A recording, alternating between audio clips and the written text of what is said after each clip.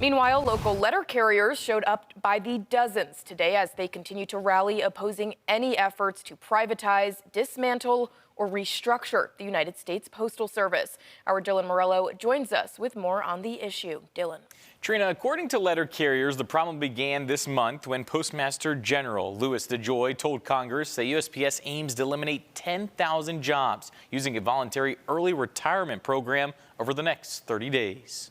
That's fewer older letter carriers who know the job well, know their customers well. DeJoy announced that the Department of Government Efficiency is working with USPS to reduce cost, beginning with the 10,000 early retirements from the roughly 635,000 postal employees.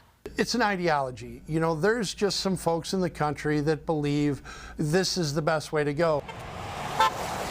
While generally self-funded, the USPS has received taxpayer funds in certain situations, such as during the COVID-19 pandemic, to offset losses, and $120 billion in taxpayer financial aid since 2020. Despite this support, it has run a deficit every year since 2007, accumulating a total loss of $108 billion. Western New York's congressional representatives agreed the mail service issue is bipartisan. Congressman Nick Langworthy and Tim Kennedy worked together to prevent USPS operations moving from Buffalo to Rochester in March of last year. Still, Langworthy says the cuts need to be made, while Kennedy argues they will hurt those waiting for important packages. Mail service is a vital infrastructure for this country, but we also have to figure out how to find efficiency so that Postal Service doesn't hemorrhage money year in and year out. It's just despicable. I think people are sick and tired of seeing these cuts that are hurting services and hurting Americans across this country, putting the most vulnerable Americans at risk. Privatizing mail is also a concern following the White House administration's interest in the idea. Federal law says the government has to deliver the mail. It would take an act of Congress to change that.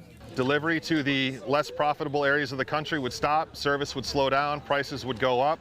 It would be a huge impact for the American public. We own a lot of property as the U.S. Postal Service, and they'd love to get their hands on that to make some money on it. We keep private industry in check. We keep our prices low. You take that out, what do you think the first thing's going to happen?